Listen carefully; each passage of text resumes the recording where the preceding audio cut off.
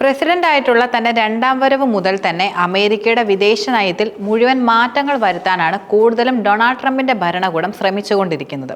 അത്തരത്തിലാണ് ഭരണകൂടം കൂടുതലും മുന്നോട്ട് പോകുന്നത്.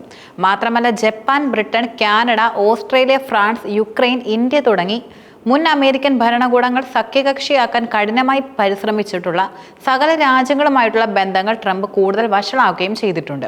ഏകദേശം 4 മാസത്തെ തന്റെ ഭരണത്തിൽ ഡൊണാൾഡ് ട്രംപ് അമേരിക്കയുടെ പ്രഖ്യാപിത ശത്രുക്കളെ സ്പർശിച്ചിട്ടില്ല എന്നതും ഒരു യാഥാർത്ഥ്യമാണ്. പക്ഷേ സുഹൃത്തുക്കളെ ബുദ്ധിമുട്ടിക്കാനുള്ള ഒരു അവസരം ട്രംപ് നഷ്ടപ്പെടുത്തിയിട്ടില്ല എന്നതും നിലനിൽക്കുന്ന മറ്റൊരു യാഥാർത്ഥ്യമാണ്. ട്രംപിന്റെ വൺ ബിഗ് ബ്യൂട്ടിഫുൾ ബിൽ 2026 ജനുവരി 1 മുതൽ പ്രാബല്യത്തിലാകുമ്പോൾ അമേരിക്കയുടെ പ്രവാസികൾ ഏറെ ആശങ്കയിലാണ് ഇപ്പോൾ നിലനിൽക്കുന്നത്.